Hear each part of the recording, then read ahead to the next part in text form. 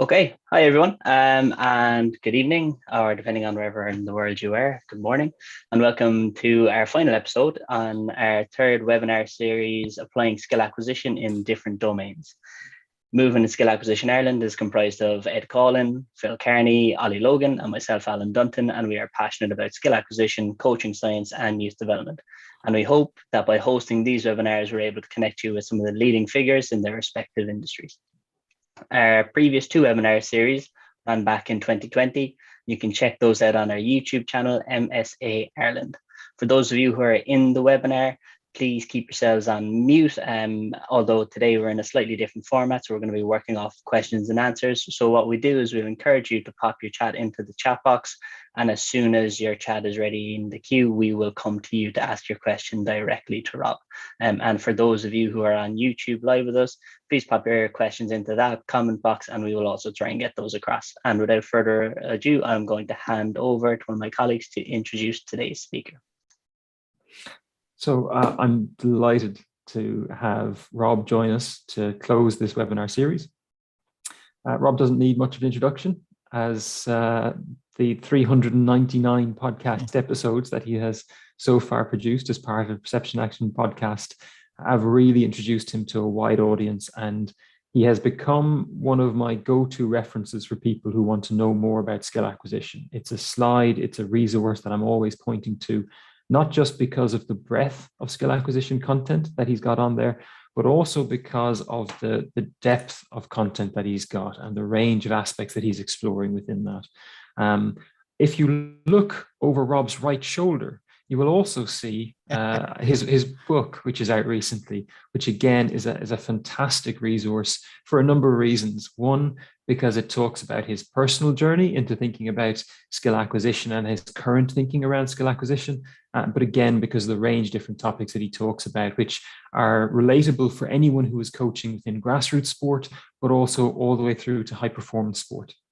And Rob's expertise, it's not just coming from the consultancy work that he's doing. Rob's research, his body of work is exemplary and is really something for a lot of researchers to aim to emulate within skill acquisition. He's covered a host of different topics and a host of really important topics. How do we evidence some of the aspects that we're looking at?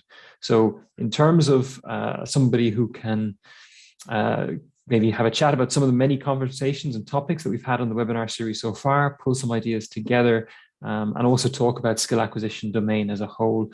Absolutely delighted to welcome Rob to this Q&A session. Thanks very much for joining us, Rob. Thanks, Phil, and thanks, you guys. Yes, shameless self-promotion. Sorry about it. No, it's a really pleasure. I love what you guys have been doing with this, and I love the idea, the amount of discussion. Instead of just having people present, I think it's a really, this evolving way we're exploring this together. I think you guys are really capturing that spirit of it. So I'm really happy to be here. Great stuff. So I'm going to kick things off with maybe a couple of questions, but this is mostly about giving people in the audience the chance to ask questions. That's one of the big things that we try and promote on the webinar series. And so if you have questions for Rob about any of the aspects of your coaching, any questions that you have, please pop them into the chat, and then we'll call upon you as we come along in the order. But I'm going to maybe start things off with something we were just talking about before we started a little bit, and I'd like you to hear more about your thoughts on it, Rob. So I've thoughts about skill acquisition and the growth of skill acquisition and skill acquisition as an applied sports scientist. And so I'd be interested to get into your thought process when consulting a little bit. Particularly, when you step in, you're working with a new group of coaches, you're taking some time, you're observing what's happening, and you're thinking, okay, this is quite a long way from where I think we'd like to be, or I'm seeing some things happening here that I think we need to have a discussion around. What's your thought process, and how do you go about working with that kind of a group? What's the kind of process that you would engage in to have that discussion and to maybe foster some change? Yeah, that's a great question, Phil. And I think, one of the things I've learned over the years, before I get into that specific, is that I think has helped me is, to a certain extent, having someone coming in from research and as a consultant can be kind of a threatening thing, especially if you're invited by someone else. So I've learned over the best way to, if you want to be successful in this, is help, you help the coaches, right? Instead of replacing what the coaches are doing. So make the coaches look better, is what I try to do, rather than coming in saying, do it this way. A lot of what I try to do is give people, almost everyone I work with has some element of this approach already. I find that really, especially the really high level coaches. And so I like to kind of say, you're doing this already. Here's kind of a framework to hang it on and expand it a little bit more. Like, okay, you're using the small-sided games. You see that's kind of working. Let's think a little bit more about how you can come up with new ones, new rules, new things to kind of to grow that idea. So I really try to do that. If we have someone that's really far away, the kind of very first stage I start with, and going to Ed's work, and the deliberate practice ideas, getting people to think a bit more about what's the purpose of this practice activity. How does it relate to what happened in your last game? What exactly are you trying to work on here? And just going through that process, kind of, I think it almost always leads naturally into how can we make it practice more game-like? How can we add a little more variation to things? So that's what I guess I ask why a lot when I walk around as a consultant. Why do you want to do this activity? What are you hoping to see them do, hoping to accomplish? And that getting people talking along those lines, I find kind of just leads naturally into it. Yeah, that's really nice. And I think that's idea about almost holding up a mirror, say, this is what I see, this is what's happening here. And then the probing questions that follow from that as to why is that, I think a really important aspect. Just kind of following up on one aspect that you talked about, I'm going to jump around a little bit here into specifics as well, because there's so much that we can dig into. So again, I'm going to encourage everybody who's participating, whatever your questions are, by all means, just throw them in. We can, we've got Rob has kindly agreed to a really wide brief in the discussion here. But you mentioned small-sided games. You mentioned about more game-like training and more representative aspects. Now, small-sided games have been a part of training for a long time in terms of sports. But I think one of the really nice things about coming from the ecological dynamics framework, as you do, actually this idea about affordances and constraint to afford, it gives you a really specific thing to think about when you're designing these small-sided games. And so I think for me, that for me is one of the aspects that's a little bit unique and a little bit different about how ecological dynamics would approach small-sided game design as opposed to some other areas. Could you just talk a little bit about, what are the particular considerations from this particular framework that feed into the design of effective games?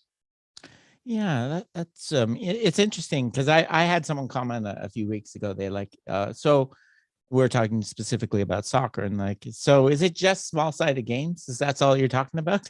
And I was like, literally you could design 1,000 small-sided games and condition games based on what you're trying to achieve. So yes, maybe it could be. There's so many options there. So I think I like to do, and I think I got this idea from people like Rick Shuttleworth, and I know Ed does this kind of thing where you think of a constraints matrix. What can I vary in the practice conditions? Number of players, spacing, rules, and what is that going to hopefully afford? Do I want to afford pressure on the ball? Then I can add a rule that you get 2 points if you score off a turnover versus 1. Do I want to, afford reversing the ball to the other side of the field? Then I can overload. So I think again, it's about being purposeful. What kind of behavior outcome do I want to see in the players? And connecting that with some manipulation. And what you'll find, I know everyone in this room probably experienced it, is it doesn't always work, right? The thing that you think will connect to this affordance doesn't happen at all. Players either come up with a shortcut around your constraint or that something else comes out of it. So it's a very iterative, co-adaptive process. So, but for me, that's the main way, I'm a big, I like to do these brainstorming sessions with coaches. What are all the things we can vary? And then critically, what affordances and opportunities do those connect with, right? So I think small-sided games have been around for a long time, but I don't know if they've been used in such a specific, purposeful way, right? It's just like, let's get players in a smaller thing so they get more touches, and then just kind of leave it there. Whereas, there's teams now developing like a book of different small-sided games to use for different purposes. That's really nice. And I might come back to the brainstorming, coaches brainstorming as an important part of planning. I think that's a really interesting one to get into. But the point I'm going to react to, which actually links to Ed's question, which he's put in the chat. So I'm going to pass over to Ed in a moment. But oftentimes when I'm dealing with coaches, they like this game design idea, but then they also want to step in. They really, really want to step in. They really, really want to engage. I think that's what Ed's question is asking around as well. So I'm going to pass over to Ed just to ask his question in case there's any follow-up or extra bits that are needed. Yeah, thanks, Phil. And really nice, as I said, really nice opener, Rob, because I like that idea of just trying to engage with where the coaches are at, not to try and get into a battle with them straight away. I like that. I like that approach. And it's probably an approach I did not have in my earlier days. But just on that, because I think there's been a groundswell of interest in games-based approaches and constraints-led approach and stuff. But the behaviors, the older behaviors of coaches seem to be quite sticky. So they're trying games-based approaches and they're trying constraints-led approach and the like, but then they want to control too much. And I'm interested to know, how do you soften that overbearing coach when they actually do set up a really strongly representative type of a game or a scenario, and the design of the session is co-created even with the players, and it's like, oh wow, this is really great, and you're thinking, oh, I'm learning a lot even from watching this coach. And then as soon as it starts, they just direct traffic for the duration of it. What's your approach in that situation? Yeah, that's a good question, Ed. And I've definitely seen that too. I used to laugh. I'd see people set up small-sided games because I think they've heard about it, and then you could set your stopwatch in 30 seconds into it. No, you should have made that pass. I various things I try to, within that matrix. I also try, so what's the constraint? What's it trying to afford? What are you going to look for? What specific one thing are you going to look for in this activity? Is it number of touches, make quick decisions, whatever? And then really, it's easier said than done. Let everything else go. Really be, as a coach, purposeful observer. If you get educate your attention to specific things in the play. And then you can get more extreme by doing things like playing music really loud and make it impractical for the coach to talk as much. But I prefer to have them, try to be looking for something specific, and instead of, and then, have even sometimes that needs a discussion around that, like, not a specific play or a specific solution, a specific, overall taking opportunities and things like that. So that's what I try to do. Yeah. A question I'm asked often before I go back to Phil is, how long do I give it, Ed? And I'm like, well, that's, and again, I'm like yourself. I said, well, what is it that we're looking for to emerge here? And how many times would you like to see something emerge before you think, okay, well, maybe we can add something else in here, as opposed to, we're going to do this for 2 minutes, or we're going to, do you have an idea? Do you have a way around that question? How long do I leave it? Yeah, that I get that a lot too. Yeah. I think it really depends on what you're seeing. I think, as I said, if you see it going off completely in another direction, the very simple, if I put a constraint, you have to pass 3 times before you shoot to get ball movement, and players were just making 3 fake passes at the top of the field and then playing, stop it right away. I think so. I don't know if I have a solid answer. I think there's a lot of little things coaches can do, I think, to kind of without saying things to kind of facilitate, right? So one of the things I like to encourage coaches to do is, right, if you're putting in a small sided game where you want people to try to make passes and be more exploratory, do things like have a ball ready to put right back in play so that people don't have to run off and get it, right? When you have to run off and get a terrible pass, you're kind of discouraging trying something different. Like, so try to create an environment where you're facilitating trying, exploring, and in other ways, beyond just saying things. So I think, you have to give it some time, but you're right, it has to be kind of, is it heading in the right direction? Is there a way I can tweak it? Like I think all of us know, like, it's not just set it and forget it, right? You can step in, and if you don't like the way it's going, add another constraint, change it. It's a real art, though, isn't it? It's not. There's not a science to how long to let it run, when to step in. That's the coach's real incredible ability, I think. If I can just add to that very briefly, Rob, because it touches a little bit closely on it. An issue coaches who I've spoken to have is that they'll set up a particular constraint in a game, but once that constraint has been realized, or they've realized an affordance, it just stops. And it's similar to kind of what you're saying, set it and forget it. And I was curious about your thoughts on maybe, and you may have answered it, but coaches setting up, say, nested affordances. Do they want to create small sided games that lead to a number of affordances to kind of unravel within a game, or how do you best approach that rather than games getting a little bit stop-starty? So you mean it's kind of like getting very contrived, like, yeah, I wanted you to do this kind of pass and you're doing it. Yeah, I think building on that, I think opening up the constraints, and the other related issue, I think, is, when you take them away, is still good? The behavior is still there that are they sticky? So I like to try to, I call it converging constraints. So trying to get at the same behavior I want, but in different ways. One maybe a rule-based, one maybe I'll have they could constrict the field like a physical constraint. The environment, it's not always easy to do that, but I think that makes it more resilient, and the nested, definitely, I think, by adding and building on it, I think you can do that for sure. Rob, I'm just going to go back a little bit to Ed's question, and I thought you really showed your commitment to a constraints-led approach when you talked about how you could manipulate a constraint to keep coaches quiet by playing loud music so that they couldn't talk, as opposed to a more direct observation. Really, really nice demonstration of the fidelity to the approach there. Really good. Another bit that you talked about, which I really liked, the coach is a purposeful observer.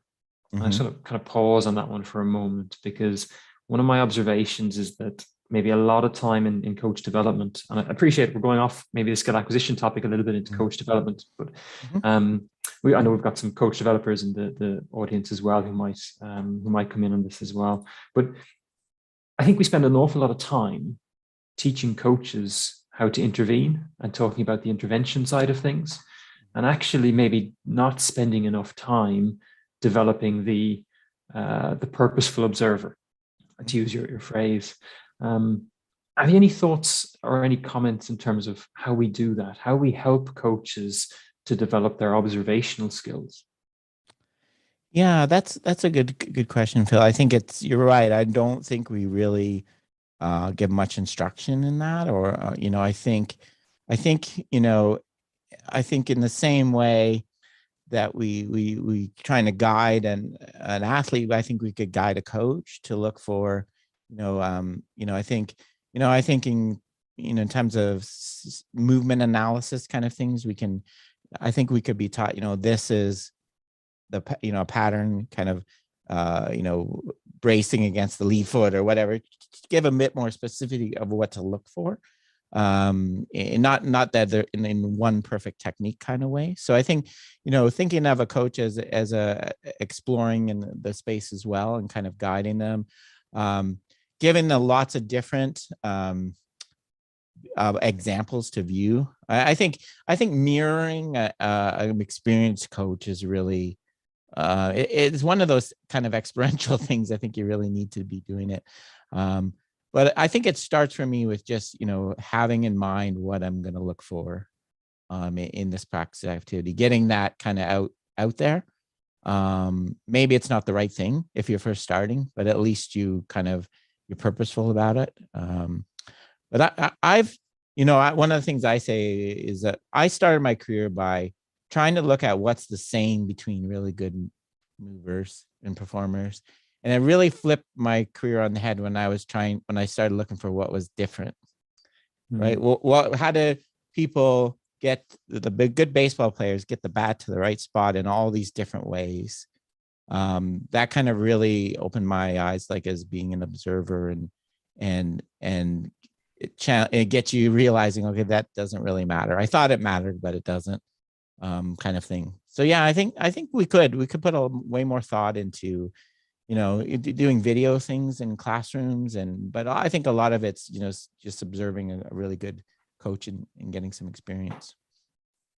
I do think, even just as you're talking about different aspects there, I had a brief flashback to a coach, Drew Harrison, in Nina, which is an indoor venue in the south of Ireland that anyone involved in athletics in Ireland would be familiar with, of a certain vintage.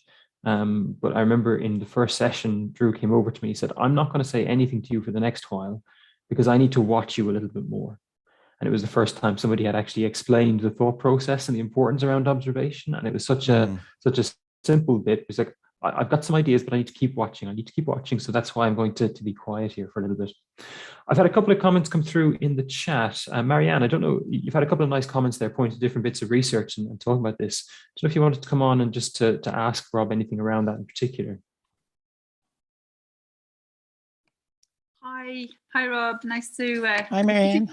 I'm not sure I've actually got a well-formulated question, actually. I was just more sort of listening and engaging, but it's definitely something I think about an awful lot, obviously, in my role as a senior coach developer and looking at how to, support coach development workforce to support coaches.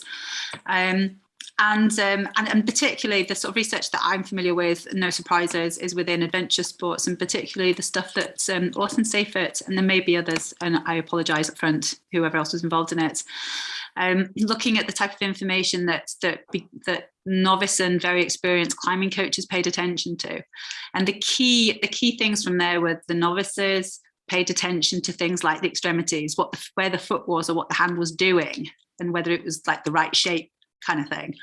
And the experienced coaches were paying attention to whether or not the body was over a point of balance and if the hips were close to the wall. So in other words, are they able to move? Are they able to take a limb off and move? Or are they sort of stuck with their weight straddled between contact points rather than over contact points?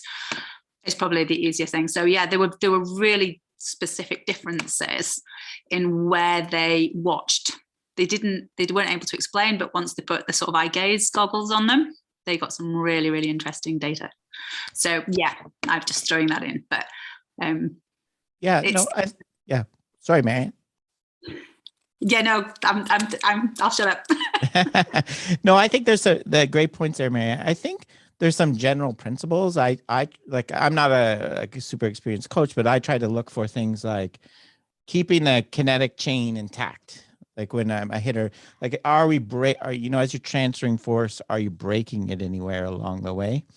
Things like basic principles. So not like specific postures, specific angles, more, are you establishing kind of tension and balance before you move? Kind of, Franz Bosch is way better at this kind of stuff than me. But, those kind of general principles, I think you're right, Marianne, maybe we focus a little too much on the very specifics when we're first starting as a coach, when you could, as I said, look, there's lots of different ways I can get to this position. But there are some, I tend to call them invariants. You have to have this if you're going to get there. But between there, you kind of let things be as they will. So we've had another question come in, and I'm going to pass over to Joshua Carney now, I think, who's going to ask this question himself. Over to you, Joshua. Hey, thank you. Hey, Rob. I've heard you emphasize an ability of athletes to be able to maintain an openness to multiple actions at any one time, as opposed to kind of the maybe more traditional thing that we've heard around the ability of athletes to make their decisions as early as possible.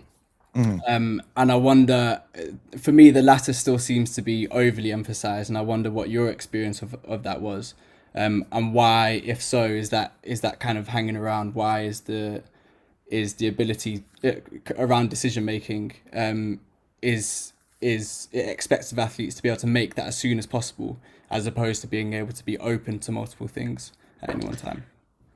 Yeah, I think, that's a great question. So the idea, that, for example, if you're on a 2-on-1 in a sport, you want to keep the option to pass, shoot, drive open, but controlling your space, keep those as open as long as possible. I think a large part of it is, we tend to we want to compartmentalize things as we're doing a passing drill, we're doing a dribbling drill, we're doing a shooting drill, we're doing an offensive drill versus defense. Those things are all linked, right? They all emerge from each other. If we think of decision making as emergent, as part of the whole process of controlling your action, rather than preceding an action. So I decide to pass, then I pass.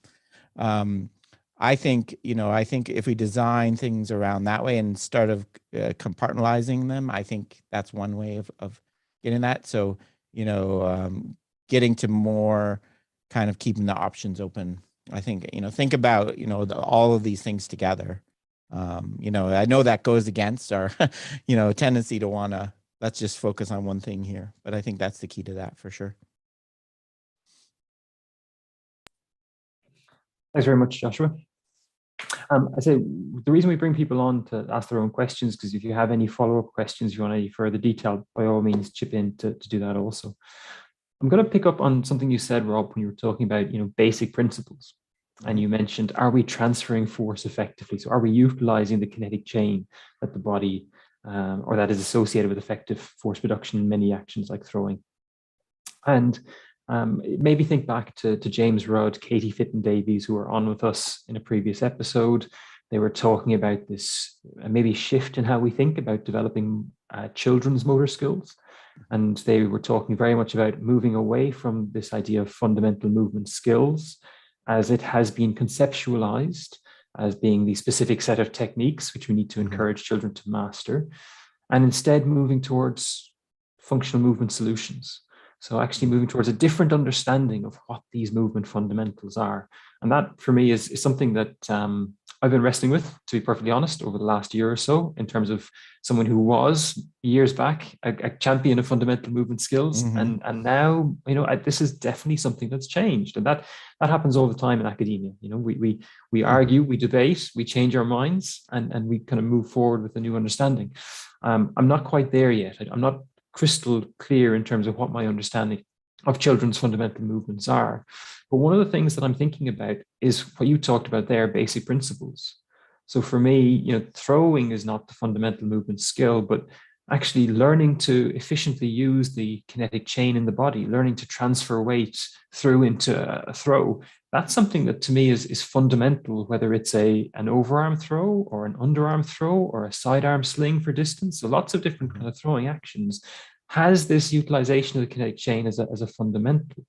So I'm beginning to wonder, are there more basic fundamentals, or do we need to redefine what we think about as fundamentals? And so I guess I'd be really curious to hear your thoughts. If we're thinking about children, development of motor competence in children, which is, the remit for lots of coaches, and that's where skill acquisition starts for many people. I'd be curious to hear your thoughts around that. Yeah, no, I've thought a lot about this too, Phil, and this is one of the real sticking points, I think, still with kind of the ecological approach. I get a lot of comments like, I really like the ideas of variability and self-organization and all this after I teach the fundamentals, right? After I teach them the basic techniques, which is, kind of contradictory in some ways. But yeah, I'm starting to lose. I really am moved towards there's no fundamentals in terms of the traditional way of thinking about it. Like, you don't need to learn how to dribble before you play soccer. You don't need to learn how to swing before you golf. I don't kind of like those viewpoints, but I do. Yeah, I like that the way you described it. That's kind of these general principles of movement that apply to a lot of different skills. Obviously, they're very specific to the task constraints that you have to then. But I think, you know, the basic idea of orienting, I think, is another one. You know, being able to control your gaze and your body position to orient towards a target. The thing you're interacting with is kind of another one. So yeah, I think there are. I think, and I really love James's work. You know, I think it goes back to what I was talking about before, looking for the differences. Like, I love the way they talk about divergent, looking for divergent solutions instead of convergent. Here's the one way to throw. How many different ways can you get that ball from here to there? And I think, you know, by exploring those, you kind of do. That's kind of how we understand the basic principles, right? The different ways to transfer force and what are kind of the non-negotiables. Sometimes I call them too. Like, if you really want to throw as hard as possible, you pretty much have to do this. There's other ways, you know, there's ways to get there. But yeah, another time, some expression I use sometimes is movement is not about controlling positions or angles. It's about controlling forces. Right. So it's not about I got to hit this arm position, hit this angle, hit this. That's the way we tend to think about it. It's about, I got to get this force to this, to that. And there's lots of different ways I can do that. Yeah, I really like that, you know, shifting our thinking to forces and shifting our thinking to the flow of forces. So tuning into the flow of forces through the body and making sure that we are, as Bernstein talks about, exploiting that flow of forces, not working against it, but working with it. And I think tuning into that whether it's through the kinesthetic feedback that you're getting, but tuning into that flow of information there, I think is a really interesting one. Just see that Ed has popped up a question here, and I might just pass over to him around this fundamentals bit, and then Ollie's jumping in here at this as well. So Ed, maybe I'll just pass over to you to give a bit more comment there. Yeah, I think it is something that we're probably all are engaging with over the last number of years. I know, you know, I've been heavily involved in research that has looked and used the fundamental movement skills to the TGMD2 and so on and so forth to measure it and the like. And yet, remarkably, even when we do that with kids and we then let them into free play, they come up with more functional solutions themselves. Now, is that because they have the fundamentals beforehand or not? We still don't know. And I suppose my comment that I put into the chat there was that, you know, if we look at Roger Federer and Serena Williams or anybody across the world that we would see as, you know, world class, it's highly likely they've received the fundamentals first before they've kind of found their own individual signature to be proficient in what they do. That's not to say that that's the right way, because again, it would be fascinating to take a second Roger and a second Serena who grew up at the exact same time and never were given the fundamentals and were told and were given far more a very different environment of where they had to be functional to you know, thrive in, as opposed to getting fundamentals first. But so it's not to say that that's right. It was just more of an observation that we still are heavily bound to the fundamentals first before we allow it to become functional. I'm very interested in seeing and exploring the let's go functional first and see how close to what we would think were fundamental actually still emerge. And I think we would still probably come back away with things that if someone didn't know what their background was, they would probably still think, yeah, but they must have gotten the fundamentals first because look at how they've just thrown or kicked. Because, you know, as you've mentioned in your own podcast a few times, Rob, there's a certain topology that we associate with certain movements. If I do an action that is going to do this, people are going to say, well, that's a golf swing. No one's going to say that. No one's going to say that this action is for snooker. You know, there's a certain topology that we're certainly that we seem to be attuned to, depending on the requirements in that environment. But I suppose my question is there a way of reversing it to see if functionality is a possibility instead of fundamentality first? Yeah, that's a really good question. And it's something I've been trying to do in some of the things I've been working with. So if we take, for example, tennis, right? We know to hit a proper forehand, you need to hit it in front of your body and have kind of this arcing stroke. There's these kind of invariant properties to the swing, the topology you mentioned. What I like to do now is let's get them playing right away with a properly constrained kind of environment, maybe equipment, lower compression ball environment, and see what comes out, right? Do they get that naturally? And what we find there's a lot of research on soccer. We just had a big review paper where they do tend to come out, these patterns we're looking for, even if you don't. But then what I like to do is give the coach, okay, if it's not coming out at all, then pull it back out, right? Let's pull that out and add a more constraint of, let's get more focused on that specific movement pattern. And I think going the other way around is just there's so many negatives with assuming I have to start with all drill for all kids of giving this technique before we can get them in a rally to play tennis, right? It's not fun. It's fun. It discourages them. It kind of inhibits exploration and individuality so I'd rather start with it. And then if there's, as a coach, if there's something you don't like, they're not hitting these things you're looking for, whether it's you're worried about injury or basic, then pull it out. But I think we got to let kids play. It gets them interested and there's so many benefits first. So that's the way I like to think about it, Ed.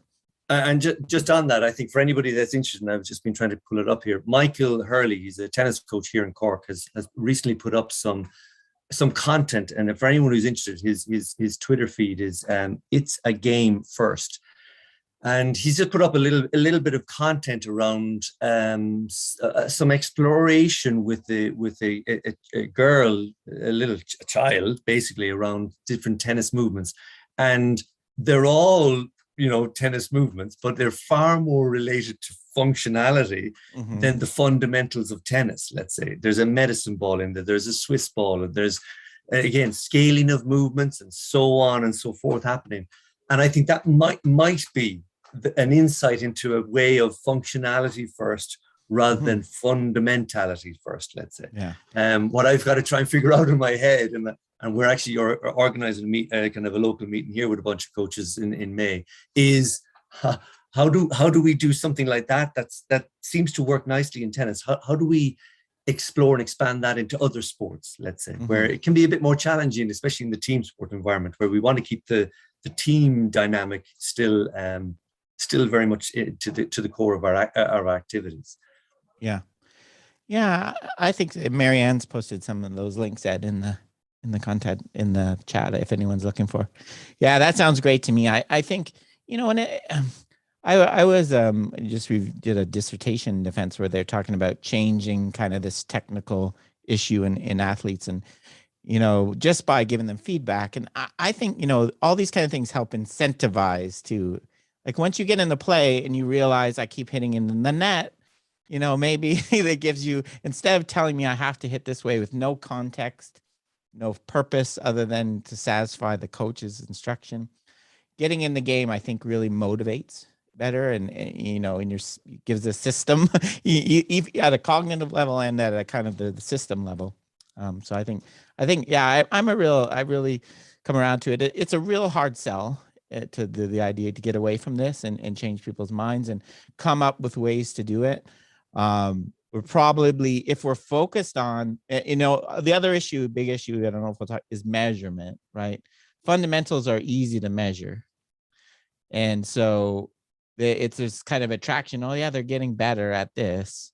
So if we're measuring that, then yeah, if we let them play games, they're probably going to take longer to get good at that one thing you're measuring. But so it's a challenge for sure.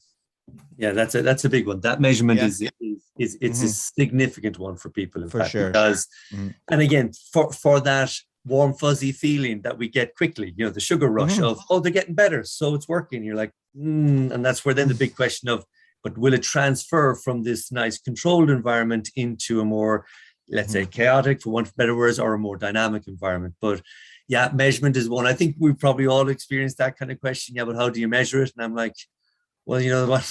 There's lots of things. There's lots of things I do in my life that I don't measure, and yet I never feel like I need to measure it. And yet when we get into a performance environment, it's like, well, we have to measure it. And we're like, some things, okay, but really everything, and especially at a younger age, really everything, that's kind of my response sometimes. Yeah, good point, Sid.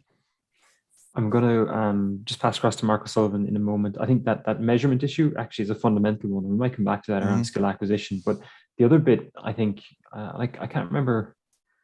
It was actually something you were talking about in your book, Rob, recently when I was reading it, and you talked about the things you can see in a game of tag. I think there is and there is an idea of, well, how much measurement can we take from watching children play a game of tag?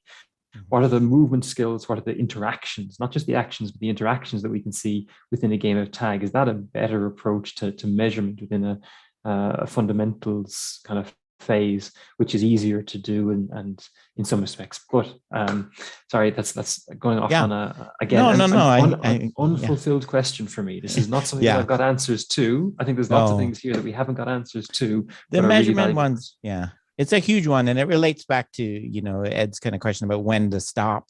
How not just measurement. How do I know we're going in the right direction with this training? It's much giving like simple metrics for fundamentals. Kind of, you're right, gives you this false security. You are.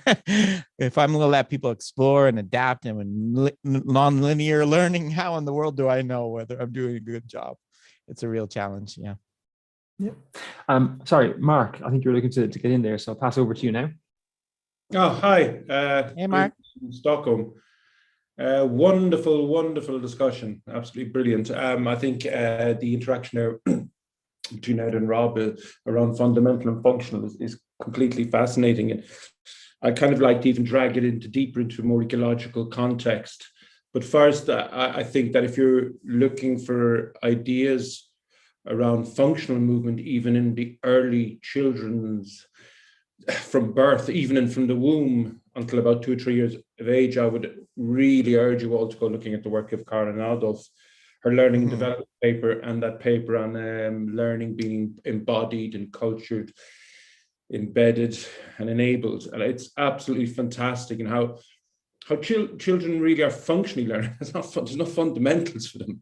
It's very functional and it's encultured because of their environment, etc. It's really phenomenal. So I think that's a really nice base, maybe if you're looking into these ideas of functional and fundamental, because she really pushes this functional fit, which I really like. And then if we drag a lot of this conversation into dare I say it, neoliberalist ecology. I mean, for me, a lot of this fundamental stuff, it's much easier to administrate. So we are a very administrative society, and if you're looking for money to run projects, fundamental, I'm quite sure, would tick far more boxes for administrators than functional movement skills and seeking a functional fit.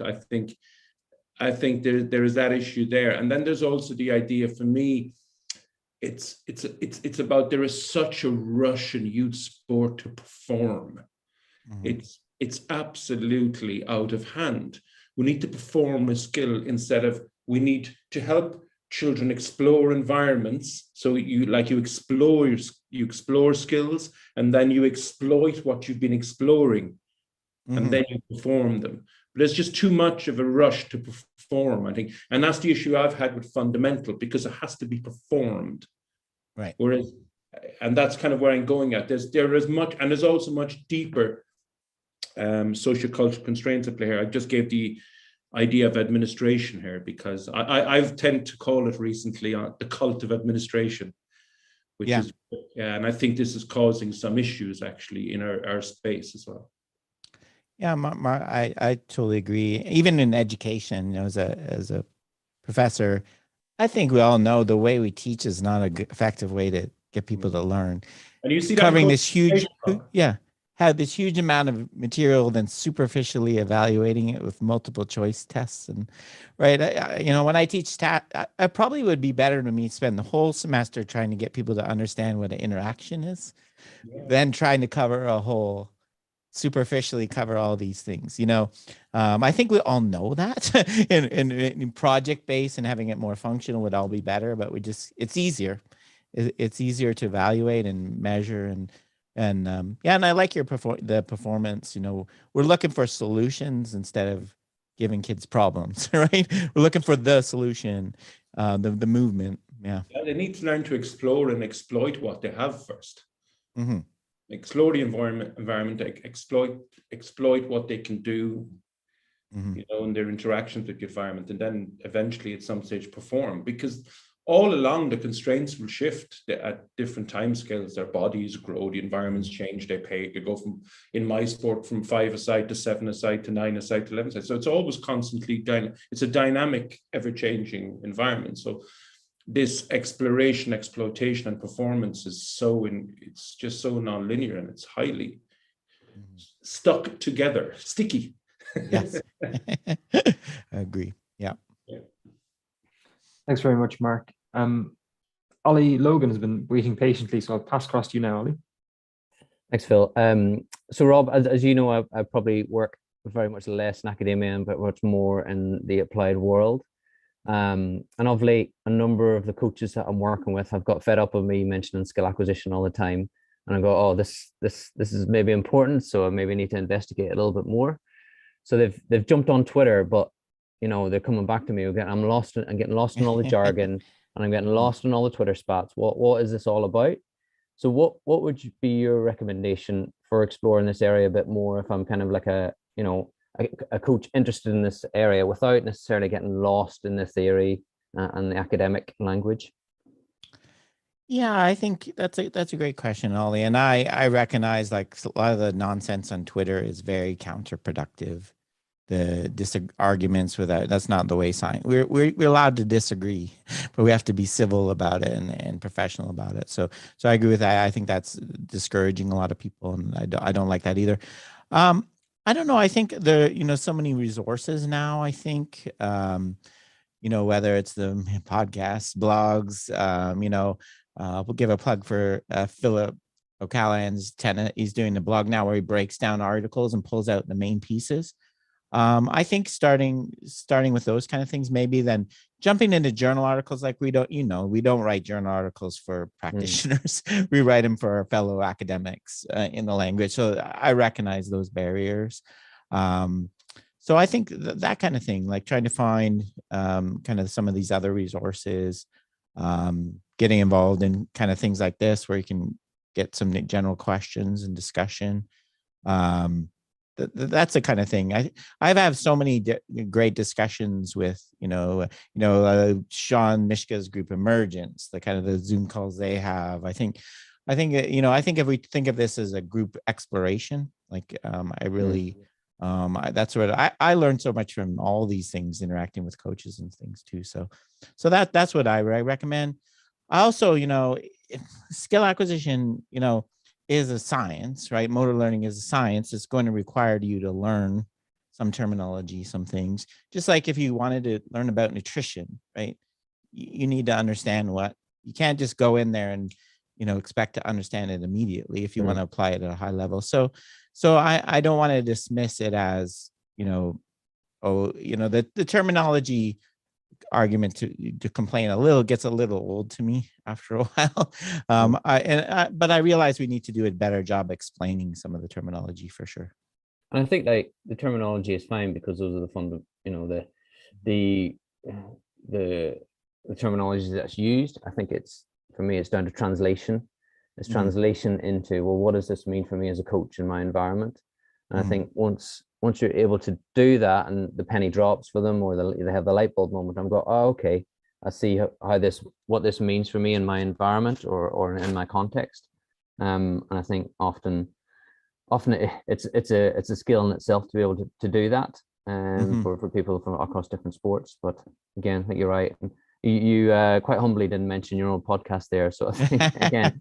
It would be remiss of certainly me not to mention the 399 episodes that probably cover all the ranges of skill acquisition in there. So certainly that's one that I direct the coaches to, and one that you do a job in translating some of the meaning and the outputs from the research. So and then just then as a slightly different tack on this is again, I engage with a number of like MSc students, undergraduates, PhD students that come out from university, and I'm still concerned by the lack of skill acquisition basics that a lot of the students have, certainly within the UK system.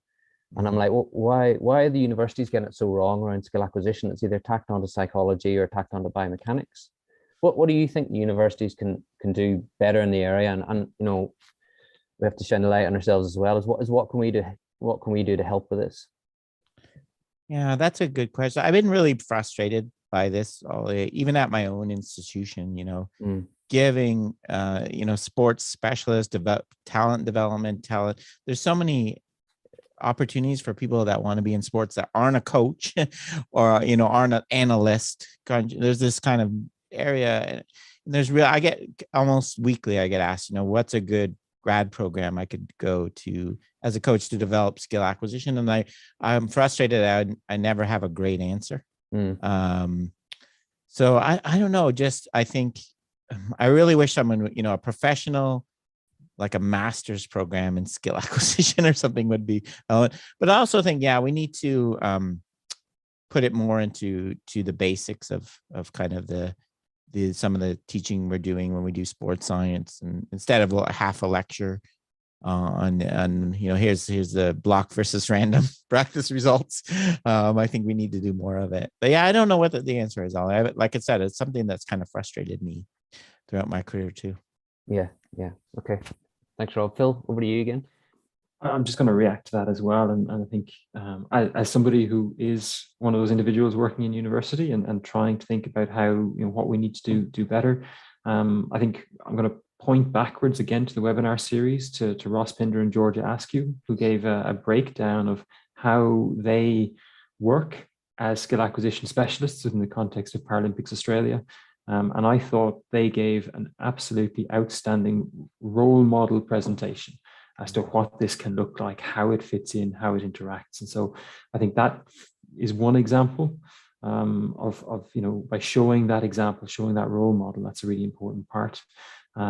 Second thing is just to take up Ollie's kind invitation to get more involved in talking about his role, and another aspect there, role model wise, will definitely be part of that as well. More than happy. Yeah. I think Phil, I think we were talking about this before we started recording. I think as an individual, if you want to get, one of the things I've learned through my podcast is, wow, people love when you help disseminate this information. So if I was if I wanted to have a career in this, I would get myself out there, whether it's a blog or podcast, get a dartfish thing and start measuring something and do like a simple analysis or show, you know, get some stuff out there. And there's people watching, I believe me, and there's the amount of opportunities available for people that with skill acquisition knowledge, like in baseball, I could get you a job in 5 minutes. It's incredible because and especially if they have some sports specific knowledge of the area. So, I think you're right. I think there's so many opportunities, and I did watch a bit of their presentation, and yes, that was really, I love their approach to it for sure. Ross is, yeah. If I may just answer from the academia side, because I've come late into academia. I've been coaching a lot longer than I'm in academia, and you know, in my time in academia, I'm constantly telling the students to don't hold firmly onto anything, you know, fight the urge to say that this is the only way you do something, right? So just going to your point, Ali, about, well, how do we steer them? How do we help coaches who are practitioners who have so much more time on their so much of their time is for the work that they already do, before we already start telling them, you got to go here and read up all this additional stuff. And that's why the dissemination is so important. But I think that's an important part, that if when they come into this environment and they hear more rigid slants on how we should or should not do things, I think it's certainly, for me, it works against my model of saying, you know how you learn? You learn by looking at everything. You learn by exploring and never shutting off a potential area that could unlock some potential with yourself as a coach or that athlete. And I think maybe that's a part of this balancing act that we've got to try and do between academia and in the practitioner space, because I think, any coaches that are mentors of mine, the older the mentor, and the longer I'm with them, the more they're saying, Ed, I don't have answers for you. And yet the younger coaches seem to have answers for everything, let's say, and I think the more we just need to help more. I think the longer we're in this space, we need to help more, which is going to Ali's question about, I think, around how do we help them in? And I think we help people in more if we make this space, the skill acquisition domain and the discussion around it, more welcoming in that regard. And almost to be saying, actually, none of us know, because we still are working off a lot of theoretical stuff, no laws. We're not in the physical law space in skill acquisition, apart from the physical laws that govern our planet. But there's a lot of this stuff is theoretical still. However, it might appeal to our particular way that we'd like to work, and so on and so forth. And I think that for me is possibly a way forward to bring more people in, to not saying that if you're coming in, you've got to pick a side. That actually, if you're coming in, come in and tell us what you know. And it's a bit like, and I know speaking with, the other guys in MSAI here, when we go into a coach environment and there's 20 coaches sitting in front of us, those 20 coaches know more than one of us. Of course they do, because of all of what they're bringing, and I think that's a bit of the balancing act that both academia and the practitioner side, we need to just continue to work on making it a more welcoming space, so that in 20 years time, 30 years time, there's more people involved because it's a welcoming space as opposed to less. No, I think good points, Ed. And I like to think of that I'm giving you a framework to help you find the answers rather than the answers. I think you're right. Coaches have so much knowledge, and then I think, the example I always like to give is cooking, right? I'm not telling you whether you should use olive oil or butter. I'm helping you understand the purpose of that fat, right? What is the purpose in the recipe? What is it? What is its function? And then you go pick based on what you're trying to cook. That's kind of the analogy I like to use. It's going to kind of respond a little bit in terms of what Ed was saying there as well, and because it links into the two messages. Rob, you were giving the message to people who are trying to get into this space to go for it, create something, put it out there.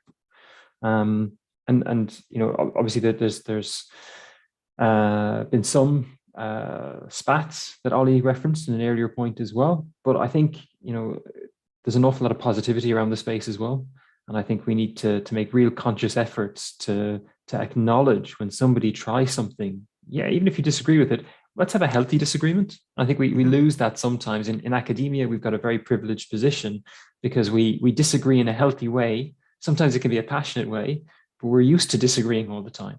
And then when I go back and I meet my family and I have what I think is a healthy academic disagreement, and they think, oh no, hang on, this is far more serious. But it's not. This is just, we're used to disagreeing.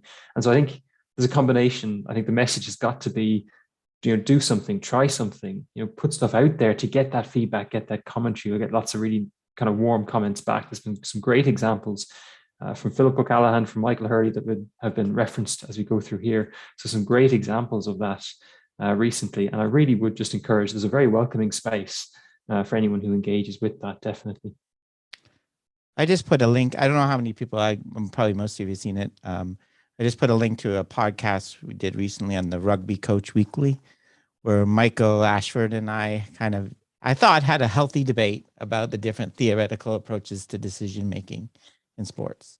So we kind of took it off Twitter spatting, and the two of us agreed to go back and forth about ecological versus kind of more cognitive approaches to decision-making. So check that out if you're interested. But I agree. We have to, be professional. This is how this is how science works, right? Civil disagreement, passionate but professional disagreement. If I may, just on that one, Rob, and I did listen. I think we have all, most of us on here will have listened. And if you haven't, I think you strongly advise you to listen into that one, because I think yourself and Michael embodied that. There was a lot of mutual respect, especially because of the manner in which you conducted yourselves in the discussion. For me, on a personal note, if I'm seeing this as a part of the journey that we're all hoping to take in skill acquisition, I would say, okay, so what's the fifth next, the 10th next discussion going to look like? If Rob and Michael have taken the time to genuinely engage with each other in a respectful way, what's the next thing going to look like? And I've reflected on this quite a bit, because I was like, it was great, but I also thought there was times when I was thinking, and I don't know, so it's almost a question based on what I heard. How much more will we learn from discussions like that, where it's less of a debate, actually? And I understand and I even looked up the definition of what a debate is, let's say, when I was thinking about this. If it's less of a debate, and almost if the task is again, I'll only use you two just as an example, because you've done it. But if Rob is going in and he's looking to learn from Michael, and Michael's coming in to listen and looking to learn from Rob, would that change the dynamic, as opposed to Rob presenting his angle and Michael presenting his angle, and there being somewhat, although albeit respectfully, a standoff essentially, as opposed to, and and I think he said it, and Dan was great, a mediator. He said, look, we'll agree to disagree on certain things, as opposed to, well, let's use those places that we actually are stuck on to see where maybe there is room for me to go more towards you or more towards somebody else. Because again, as I said, we're talking about theories here. We're not talking about laws, let's say, and it will be, and if we can get there quicker, that will be it. Because again, as I said, I would strongly advise people to tune in and listen to that discussion between yourself and Mike. No, I agree, Ed, and although I'm not, people that listen to me, I'm not a believer that you can integrate these ideas. Really, there's no real middle ground for me. But I definitely I like to learn from, how I can develop your points into my my approach. That's the kind of way I think about it. But yeah, no, I agree. I think there's a lot more room for discussion of these ideas and kind of learning from other people's thoughts, for sure. Rob, I just wanted to jump in just because just kind of bringing it full circle around the theme of this whole webinar series of skill acquisition in different domains. And we've had S&C, physio and rehab, parasport, coaching, as well as, physical education in primary and secondary schools. What other areas do you see skill acquisition being applied in? Is it just sport and movement, or are there some interesting areas either now or in the future that skill acquisition could be utilized in, and for people looking for careers to be specialists in? Yeah, that's a good question. I think, I in my career, I've got a lot of mileage. Although sports has always been my passion, I got a lot of mileage out of calling myself a human performance specialist. That's why I did driving research, aviation research, because you quickly learn there's not always as much funding for sports, right? These other kind of domains. So yeah, I think, I think some of the people started thinking about education, skill acquisition and education. I don't know. I think you've had some physiotherapy. I think physiotherapy, injury recovery, I think there's a lot of applications for in there. The big one that I've kind of talked about in the book a bit, and I've been selling to a lot of people, is I think the analytics, the data, right?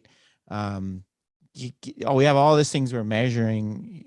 Having someone that understands skill acquisition, I think, and using it to translate it to useful, whether it's coaching cues or useful things to measure, I think is a huge opportunity for, in different things. And if we want to go really broad, like in my program, a lot of people are interested in, becoming interested in automation, human interaction with automation. I think there's a big skill acquisition component in there. right? So I think, yeah, I think there's a lot of these principles about how we learn. I think, with movement principles, I think for sure you can, I think that's part of the fun of this. This area is not, it's not, I always tell students in my program, the downside is don't have a clear path, like being a lawyer, right? After you get a degree in human factors in my program, we don't have a clear path for you, but at the same time, it goes like this, right? There's all these different companies and things starting to get interested in how people learn and how people perform and assess. That's something I think in psychology, we really take for granted. And it's, you learn how to measure performance in a logical, scientific way that you take for granted. I want to measure decision-making ability. Here, let's think of a way to do it. I think it's a real skill in a lot of the things people are learning, for sure. I am going to revisit my bad guy routine. And unfortunately, I really don't want to have to do it this week because I feel like this conversation could continue and continue and continue. But I would just first like to start by saying thank you very much, Rob. That was absolutely excellent. And thank you to everybody else who joined us this evening. If anybody would like to catch up on any of the webinars we ran this series or on our previous series, you can catch those on MSA Ireland on YouTube. And there's plenty of information about that on our Twitter pages as well. Other than that, thank you all very much. And hopefully in the future, we will see you for a live in-person conference. Good night. Thanks, everyone. And Rob, if you could just hold on, that would be great. Thank you. Thanks, everybody. Thanks, Rob.